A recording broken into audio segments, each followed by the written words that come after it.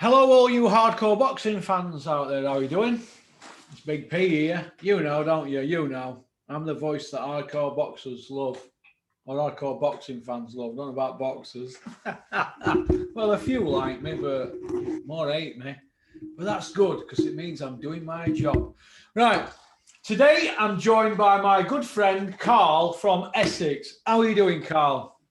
All good, mate. Enjoying sunny Essex and enjoying all the wonderful news that we've had in boxing recently. A lot has been going on. What do you think, Carl, about the reshuffling at Sky? First of all, I'm pleased they're still in boxing, but I'm baffled with the move in the sense of, even though there are some great fighters over there at Top Rank, we're going to be getting 3 a.m. start times now just for the main broadcast. That's not even like the headline event. So from my point of view before, when I didn't pay for, like, say, a pay-per-view, Sky would sometimes upload it straight onto their YouTube channel either the next day or a couple of days later. The Stevenson fight that just happened, Sky themselves chucked it up on their YouTube channel on the Sunday. So what is the plan here? Because I don't know how it's going to drive UK subscribers. Unless you're looking for a Wi-Fi and a phone deal at the same time, why are you going to go with Sky as a boxing fan? Even casuals, I mean, a lot of even hardcores aren't staying up till 3 a.m. or even setting an alarm for it. I'd probably just wait for the next day and wait for it to be uploaded onto YouTube. So I'm baffled with the move. Glad they are still in boxing. But as far as driving subscribers, mate, I'm not too sure. Okay. Do you feel that Sky shit the pants and didn't want to offer them 14 slots because they've give Top Rank 6 slots, haven't they? It looks like they're going to be the pay-per-view, and they've given 14 non-pay-per-view slots to this young kid, haven't they? Youngest promoter in the country, who, from what I've heard, is a bit of a Sky Sports fanboy. But we have to give him opportunity to build these shows on and work with Sky. But do you feel that Sky will be able to control this young kid a bit better than they would, say, Dennis Hobson, Mick Hennessy, MCK, Barry McGuigan, Frank Warren, and on a Steve Wood, Steve Goodwin kind of thing? Do you think? Yeah, they will do, because like in anything else, he's not proven himself yet. He's not like he's an Eddie Hearn who's been around for sort of 10 years. They'll be able to sort of control him and say, no, don't like that. They probably will be able to do what they should have done with Hearn. Whereas if the promoter comes to him and this new guy, when he comes to him and says, look, this is the show I'm putting on, they'll probably have more muscle, more of a spine to say, no, that's not good enough.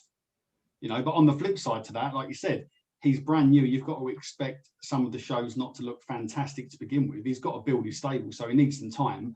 But I would imagine that they're going to push him around a bit until he's become established.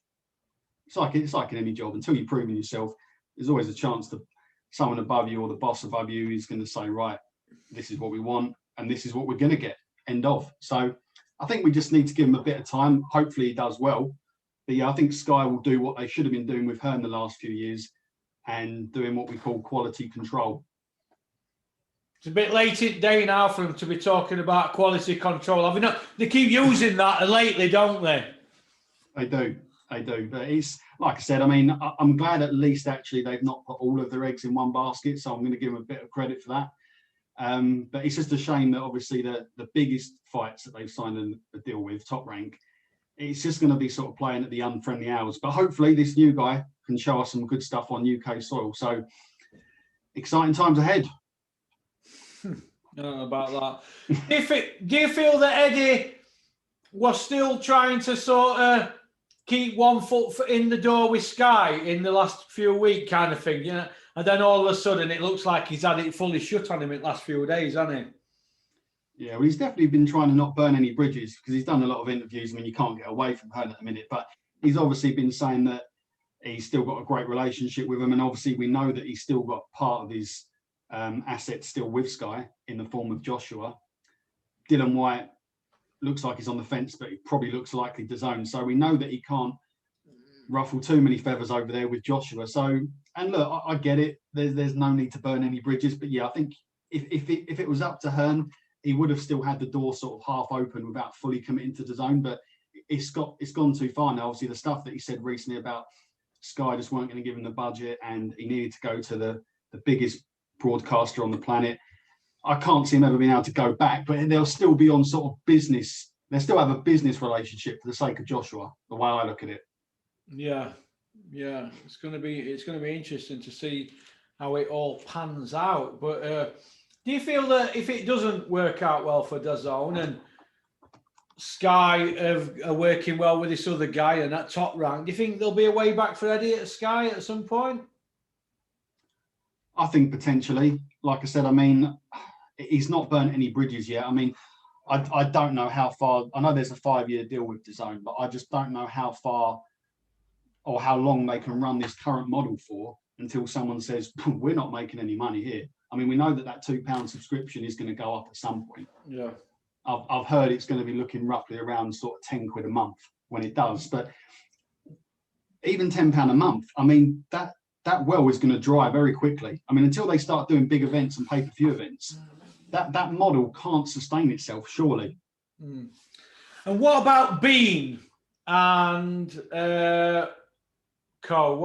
What do you think about his role and Barney Francis? Barney Francis, obviously, he's a director at Matchroom now. Bean's wormed his way in with darts. Do you think that these people have been looked after behind the scenes kind of thing?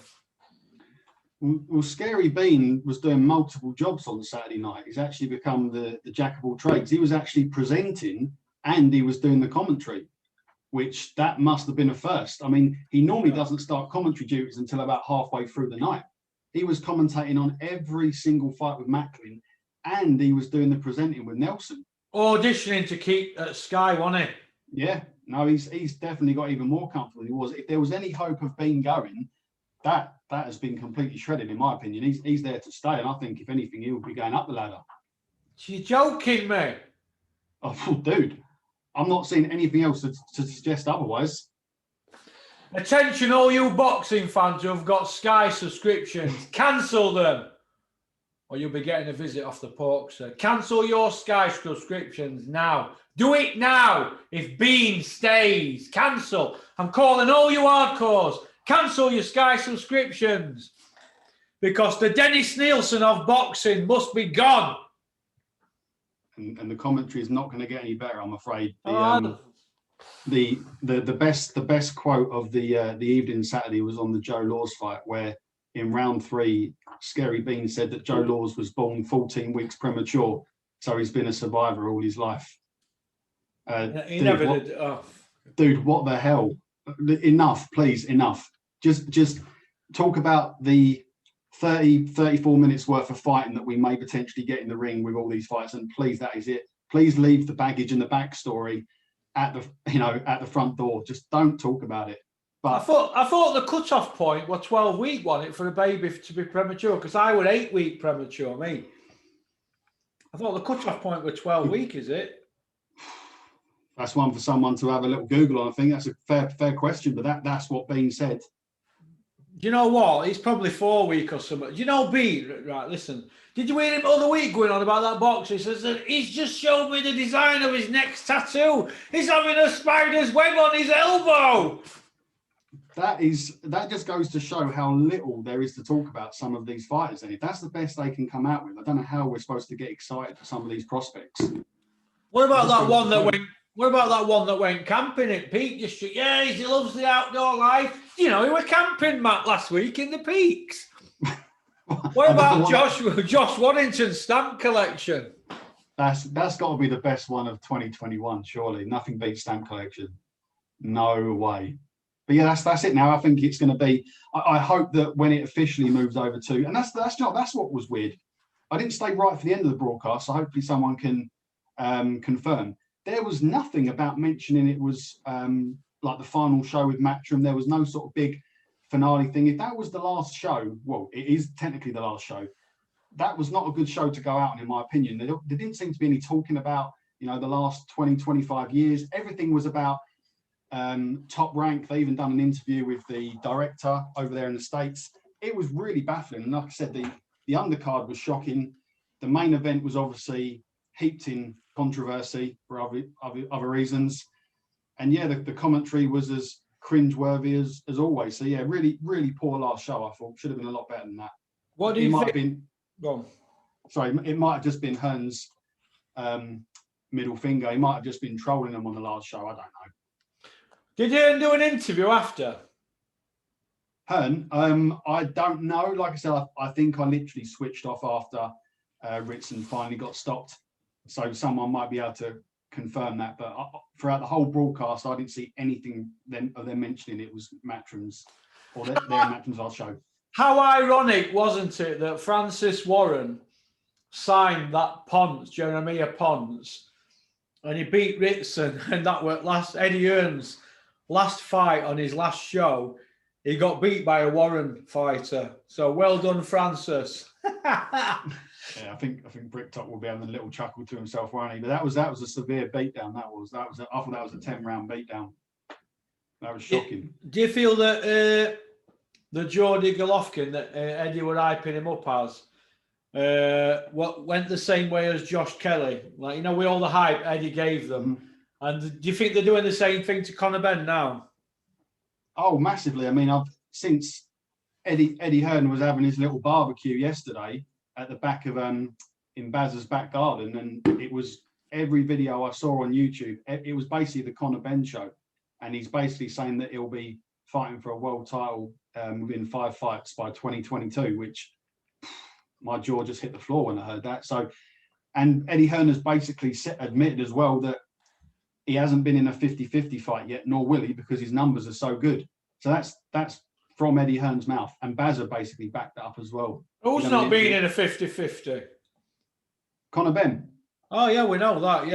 Yeah. Eddie Hearn admitted it. He said that his numbers are so good, that's why you've not seen him in a 50-50 yet. And you're thinking, well, hold up, he's not been in a 50-50, but you want him to fight for a world title in 5 fights. These people, they're not boxing people. No, are they? They're not boxing people. It's shocking matchmaking. Shocking. Not as shocking as Dennis Hobson's last 6 shows. I've just done a Dennis Hobson roast today. It's been coming for a bit, but the statistics on that and things that I've heard back, I couldn't not hold back anymore because people are emailing me saying, why aren't you commenting on his shows? You're not. And they're right, you see, because I'm in boxing game, aren't I? This is what we do. Yeah. And I've got to tiptoe around it because my kids like Dennis and my kids' mum, they like him and his kids and that. So I've had to do it. I've just done it today. It's just been sent off to get it's got into production. I've thrown a few quid at it, but it's had to be done. And I'm just going to leave fans with this one. This is a little teaser. Now, in fact, I'm not going to send out because they're going to have to watch it when it comes out later on this week. It's going to be out in the next few days. And that's just how it goes in it. Sometimes you can be friends with people in boxing, and sometimes your paths can cross. And who cares when you're serving up dross like that? But getting back to Conor Benn, who does he beat at welterweight for a world title? Who's a world champion at the moment? Who? Well, he doesn't. But Eddie Hearn seems to think that by 2022, either Crawford or Spence Jr. will be gone, and they ain't going nowhere. Neither guy's 35 years of age. Does he seriously think either guy is going to lose, vacate, or go up a weight division? I don't see any of those 3 things happening. So, all right, let's say he fights for Eliminator. Well, all right, so is he going to beat Crawford or Spence Jr.? No. Is he even going to beat anyone at European level? No. David Evanesian? Hell no. No way. I heard a little story that Nigel Benn said, no way, son, are you going near Evanesian? And that is a Porky exclusive. Yeah, you don't want to put him. You saw what happened to Josh Kelly when he fought David Evanesian. That was competitive at the start for a couple of rounds, then it just slowly just turned into a complete beatdown. I thought the guy was levels above, and he's a European / fringe world level fighter, isn't he? Yeah. I don't know whether Evanesian can beat Crawford or Spence Jr., but I think he's a hell of a lot closer than Conor Benn, that's for sure. Yeah. But I don't know. I mean, I'd like to see Conor Benn at least try and fight for that European title. Because we know he's not going to go for British or Commonwealth now. He's had too many fights now, so it will be seen as a step backwards. But Yeah, I don't know. With Ben, it's still hard. He's still a prospect. There could be some talent there, but I just think, who have you thought to back it up? That's what worries me about Ben. He bought nobody. He went life and death with Piano, didn't he? Twice. Yep, he did. We know he can be hurt.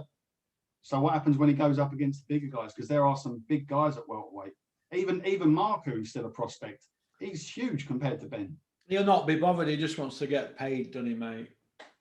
Yeah, I think so. But I'd like to see them. I'd like to see Marco and Ben fight, but they're gonna steer Ben way clear of him. That's why they've signed him as well. So they know what they're doing. They're going to navigate him very, very carefully in 2022, mate. Yeah, 2 seconds.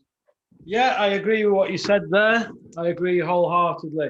Conor Benn, you're a little prick, living off your dad's name. Go and fuck off out boxing. I don't like you. Right. In other news, water's wet. Right. Let a text off Peter Fury so I can put this out. Let me just read it. Peter, when's Huey out again? Hope you're well, Porky. Huey's out in August, Russ, we've been told. If you want to put that out, no opponent confirmed. So Huey Fury's going to fight in August. I haven't seen him on any of them slots of Eddie's, so he didn't say if it's going to be on the Zone, Sky, or Matchroom, or whatever. I don't know. I'm sure he's got. Is it a couple of fights left for Matchroom? I'm not sure, but it's looking like August for Huey. I think it is Matchroom, but I don't know what date in August. So where do you see Huey going? 26 years old now. 26. I mean, I'd like to see him really, really step up now. I mean, who could we say he could fight in August potentially? That's a step up. Maybe like I don't know, Otto Wallin, Charles Martin, just for the sake of getting some rankings. Yeah, they're good fights. Charlie Martin, former champion, but probably worst one ever. Otto Wallin gave Tyson fits. Yeah, he was probably one of his hardest fights, I'd say, harder than Wilder. Harder than Steve Cunningham, I thought. Yeah, he was decent, so his stock's definitely gone up. So I think for Huey to really, I mean, like I said, he's still very, very young, but he just looks like he's got, and we've said this before, it looks like he's got a lot more miles on the clock than his age suggests. But I know everyone keeps saying it. I know it's cliche, but he has obviously got time. I do think Huey Fury won't be too concerned about going for the end goal until Tyson and AJ have left the building. Because I think this era at the moment, for the next 2-3 years, is pretty much going to be locked down. So until those top guys go, like your Usyks, your Joshuas, your Furies, and your Wilders, and I think they've only got 2 to 3 years left, all of them, I don't think he's going to be too bothered. I just think for now, add a couple names to your resume, keep your rankings, and then maybe when you're 28, 29, maybe look to fight for an eliminator or a world title if the opportunity arises. That's what I think the map will probably, or the roadmap will probably be for Huey. Yeah. Yeah. So it's too busy at the moment. There's too many cooks in the kitchen at the moment, like a lot of these divisions. There's too much going on and there's too much uncertainty. Yeah, I agree, mate. I agree. What about Huey versus Dylan White? Do you think that's a good fight if it did get made? That's a great fight, but I don't think I've ever heard Dillian White mention Huey Fury once. He was obsessed with Tyson Fury for a long time, especially when he won the WBC belt. But I think that would be a good way to get Tyson Fury's attention. That would be a smart fight, and it is a fight that he's capable of winning, but it's still very, very close fight. I don't think he'd necessarily lose that fight. I think Dillian White could win, but he's not calling out Huey for a reason. Is that because Huey's not really that well known outside of the hardcore audience? I don't really know. People obviously know that he's in Tyson's family, etc. But I think that's a great fight. But I think he'll go over to the States. He'll fight on the Zone in the summer. We're here in August, September. This is Dillian White. I don't know. I can't see him fighting anyone that's highly ranked within the sort of the top 6, top 7 guys. That's for sure. He should. This is how I look at it, right? When Huey sparred Dylan White in Bolton, he gave him fits. Mate. That's a true story.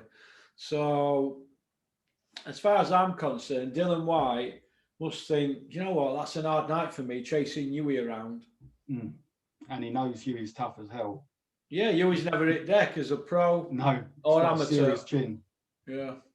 serious chin, like Joyce. I mean, I know he's nowhere near as big as Joyce, but he's a tough guy, isn't he? He'll go 12 rounds with most heavyweights, won't he? Ewing, oh, tough as old boots, Ewing. Very quiet. Yeah. He's a lovely kid, you know. He doesn't say much. He's lovely, lovely. Very well brought up. Very got very good manners. I like to see him do well. Just because he doesn't shout and bawl and hang out at back or IFL or behind the gloves or whatever, he's not big on media, Ewing. No, and I think that's the thing. And you know, it's not fair in boxing, but you do have to sometimes be your biggest promoter, boxer themselves. You pay a promoter to do that, but you also have to promote yourself more than anything. And that's why some of these other guys get so many fights. That's why Dillian White's got where he has. So I don't blame Dillian White. He's just playing the game. But I don't know. There's still time for Hughie to make a name for himself. I don't think he needs to hang out the back of anyone, but I think he could certainly be doing more for himself. Let's just say that. Yeah. Eddie's come out and he's bigged up his next 3 shows. You've obviously seen them, haven't you? He's saying, and at the end of every tweet, it keeps saying #game changed. What fights is Eddie putting on in these 3 shows in his garden with some fireworks? Woo! What fights is he putting on that have changed the game? Can you tell me? I wish I could. I've listened to the lineup yesterday regarding all the 3 weeks they've got.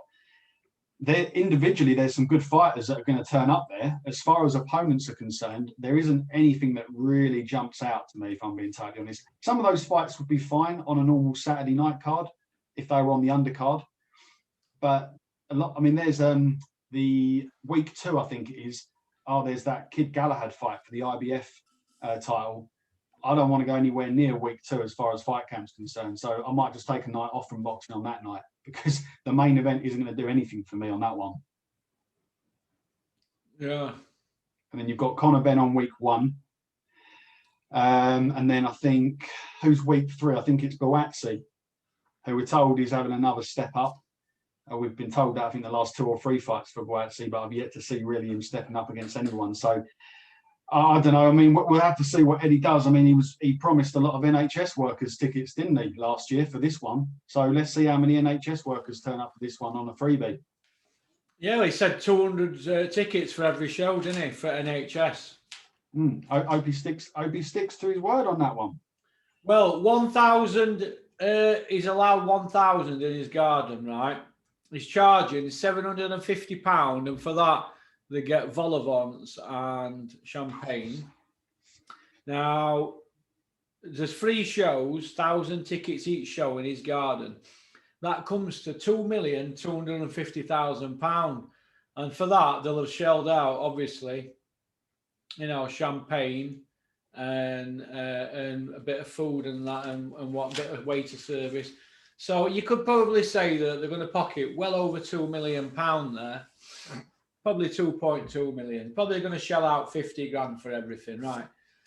So, the point I want to make is this. So, they've got over 2 million coming in from ticket sales. Mm-hmm. Got the rights fees from DAZN. And out of that, they've got to pay the fighters. But they sell the rights around the world, don't they? We all know what goes on. So, there's plenty of money to go around there. But how can you charge £750 for a ticket to watch boxing? Right, in an era where we've got a pandemic on, nobody's got no money. Is he now making boxing an elitist sport for the rich people to look at? And if that's true, is this a new world order for the sport of boxing? Well, I mean, I don't know how much a ticket would have been to watch, say, a Dillian White show at the O2, but I can probably guess it wouldn't have been as much as £750. I mean, 80 quid, wasn't it? Cheap. It's not 70, 80 quid. Yeah, I mean, it just sounds like to me that you've now got to basically fly business class in order to watch boxing. Yeah. I mean, there aren't going to be any hardcores going to those shows. I can tell you that now. As much as some probably would be up for going to see it, I'm not too far from it myself. I'm not paying $750 for that. Hell no. You must be having a laugh. I mean, if that's what you're getting, a bit of champagne and some sausage rolls, then yeah, I'm good. I think I'll just watch it on DAZN, thanks, at home. And I'll sit in my own garden. But that's just outrageous. I mean, I don't know whether he's only appealing to a certain market, but I know you're not appealing to the mass audience of boxing. I mean, hardcores and casuals, I can't see him paying for that. No way. That's going to be basically if you're on Eddie's guest list and a +1, as far as I look at it. There isn't going to be any normal people turning up to Matchroom for those fights. Hell no. No. That's a lot of money. Would you pay for it, mate? What a fuck. 750 quid? No. I've had free tickets off Eddie before a couple of times, and they were about that price as well. But he couldn't give them away at the time. But I mean, just surprised he's doing it again, because obviously the whole point of it last year was he was doing it obviously because they couldn't get fans in arenas. So it made total sense last year. But I mean, now that you're allowed like a certain amount of people back in stadiums, I don't see why you need to do it again.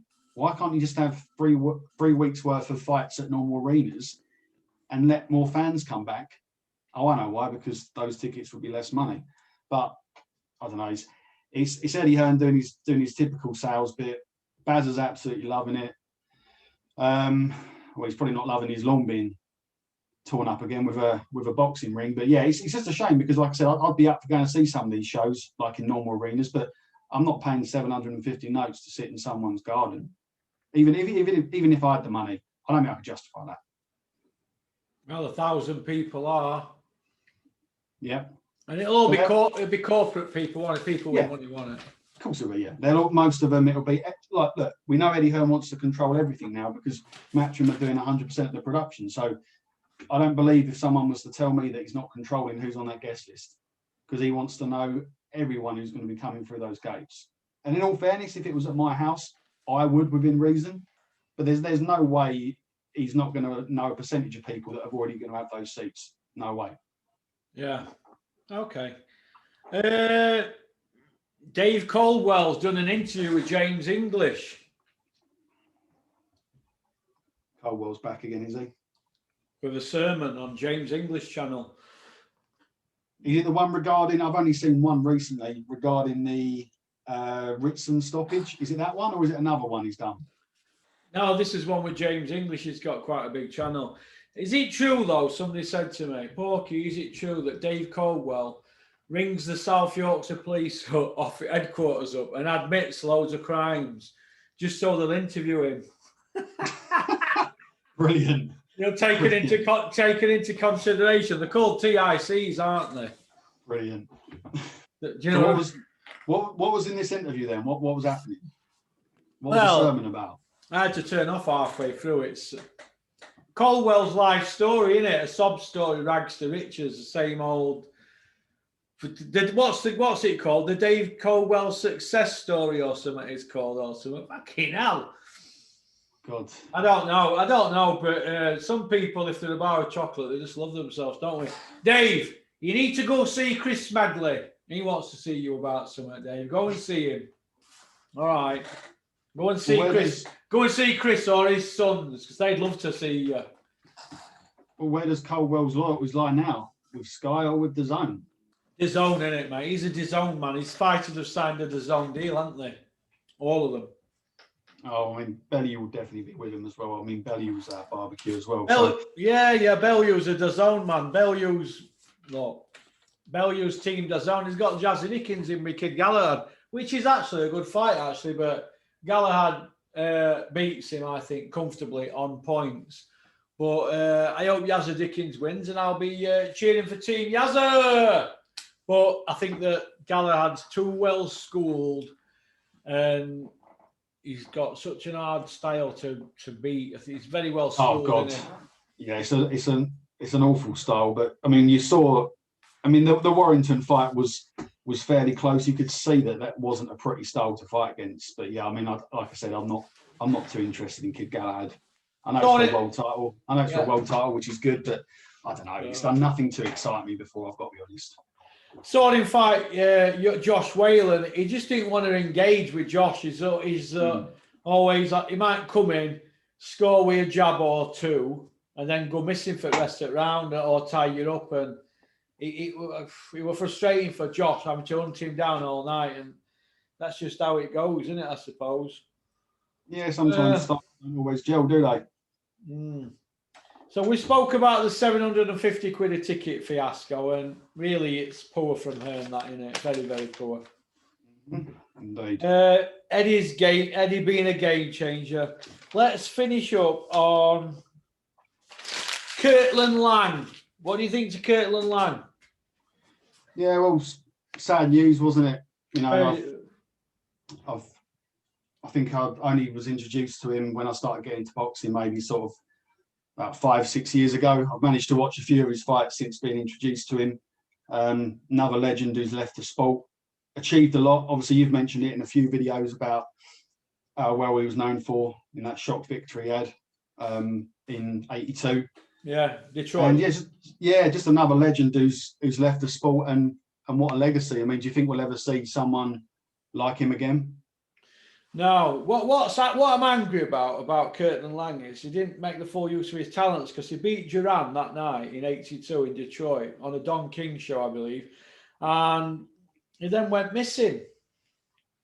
He went missing for ages, and in that period of time, Duran fought a couple of times for $3 million a time. Yeah, it was, and when he did come back, it never worked out for him. Still, did it? That's the problem. He never got to the highest peak, did he? No, he didn't. Such a shame. And some of the best guys never did make it to world level. They breezed to European. They breezed past that, and then they just fell at the final hurdle. But he definitely could have gone all the way. I mean, you've interviewed a couple guys on your channel that never quite made it to world level, and it's not because necessarily the desire wasn't there. Sometimes it's just about timing, isn't it? Sometimes it just comes down to who's in your division, what era are you in. I mean, look at the heavyweights we had of the 80s and 90s. I mean, I don't see anyone in our current division that would have stood a chance against those guys. So I think it's all down to timing. Yeah, you've got to have obviously a huge amount of motivation and self-desire and confidence as well. But I mean, he was still one hell of a fight to watch, I've got to say. Some of the old fights I've seen of him, I mean, I thought he was in some great fights personally. Okay. Obviously, oh yeah. Yeah, I mean, like I said, that era of boxing is just very, very special.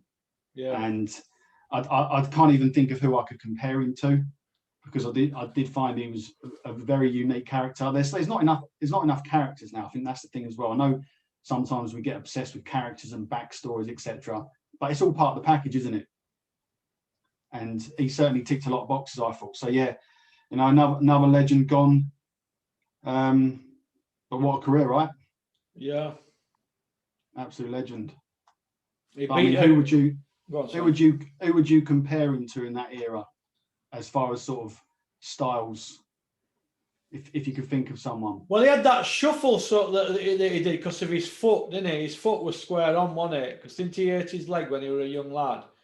So he sort of had like a trailing leg, didn't he? Mm-hmm. His style were very hard to master, I think. And Roberto Duran, I thought he struggled. He couldn't fathom him out because he was tall, rangy, leaning back, wasn't he? And that. But if I wanted to compare him to somebody, you mean to nowadays? Now?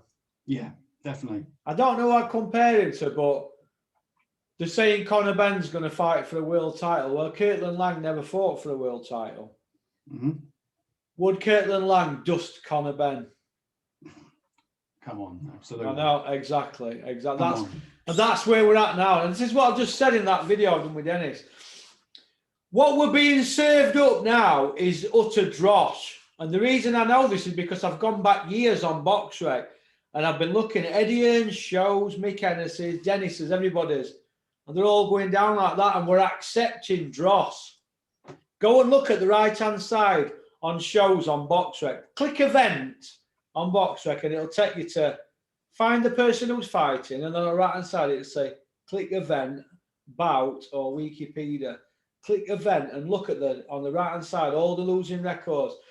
And just look at what we're putting up with. But go back 10 years, it went like that because the board wouldn't have allowed it. Now, the Boxing Board of Control are signing off on these fights because it's a business and they've got to be earning, haven't they? Do you know what I mean? But like I said, everything's going to be in the video that's out in a couple of days. The Dennis Hobson roast, I'm afraid. It had to come. We tell the truth on this channel. It is what it isn't. But I think we're being served up crap. And like you said, we're looking at Conor Benn. Look at Adrian Broner. Conor Benn loses against Kirtland Lang. Adrian Broner is a 4-weight world champion. Kirtland Lang knocks him into orbit. Right, Adrian Broner. Paulie Malignaggi, he knocks him into orbit. And you've got people like David Evanesian. Nobody calling him out, are they? Josh Kelly don't want to fight him again.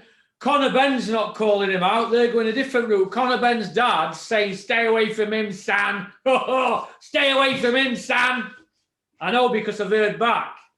So, and I'm disappointed with Conor Benn because he's walking about and his Prada sunglasses thinking he's a roadman killer when technically, really, he ain't, is he? Because he ain't killed anybody yet. He's not done anything. He's not even won a Commonwealth or a British yet. But he's walking about like he's a bad man, carrying on like he's a bad boy Yardie.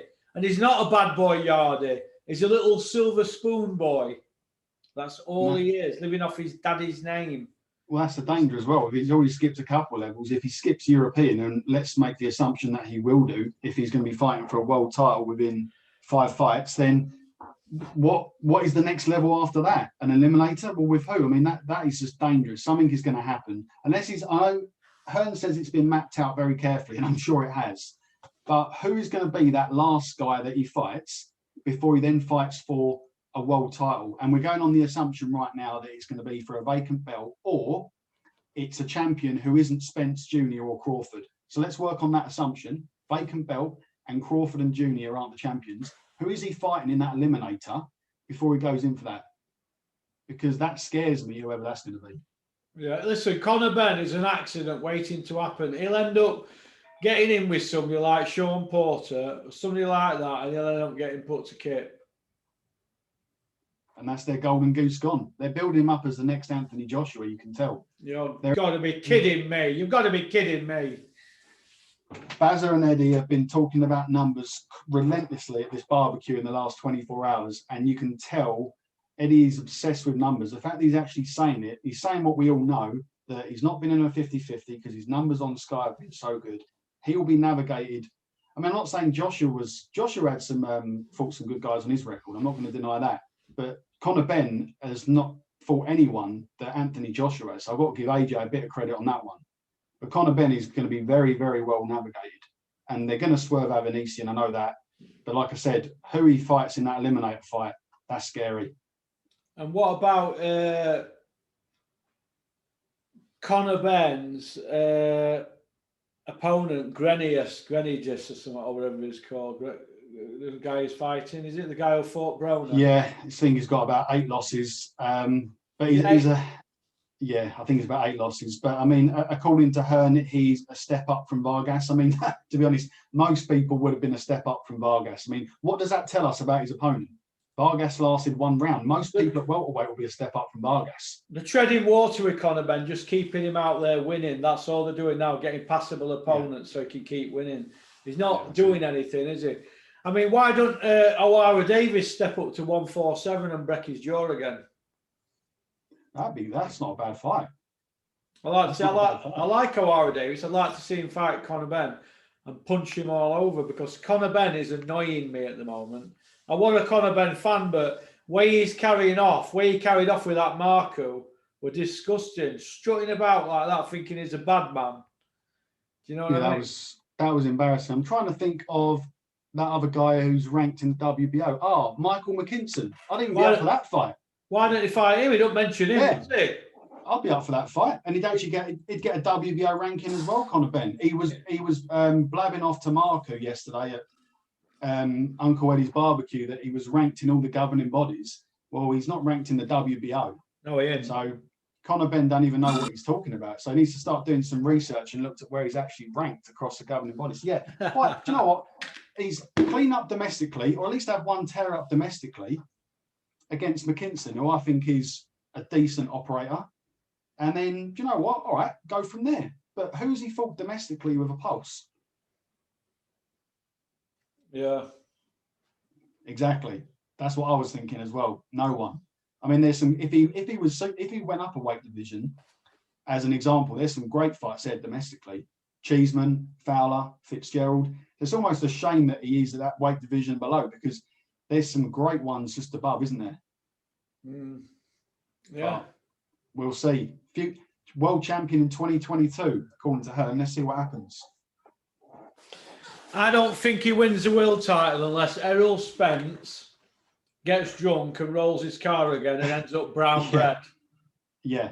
All exactly. banned from boxing for drink driving. And the other one, Crawford, he's not going to move up to super welter. He's not big enough.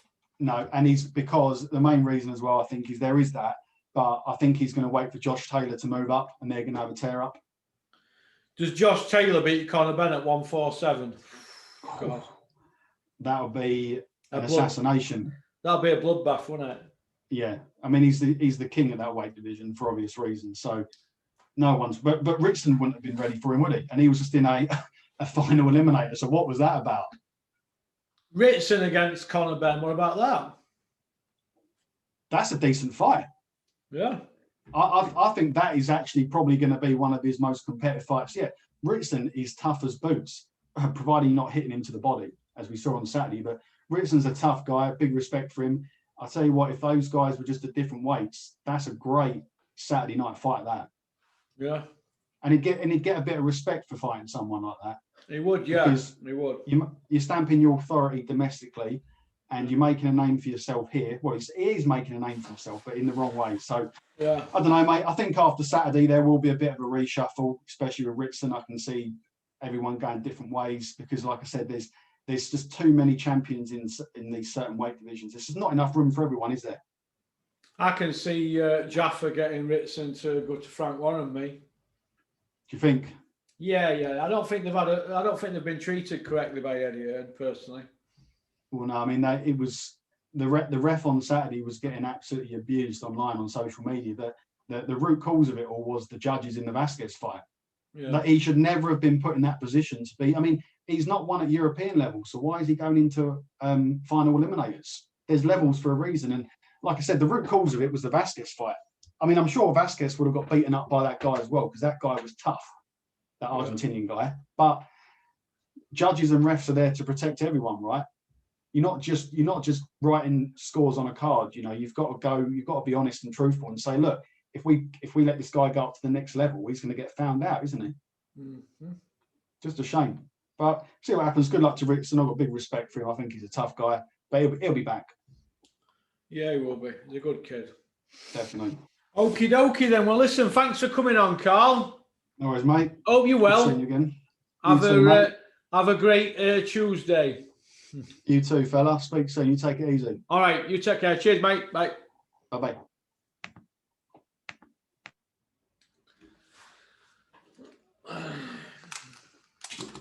That were Carl from Essex. Good boxing bloke, Carl. Nice to have him on. I think that's about it really for today.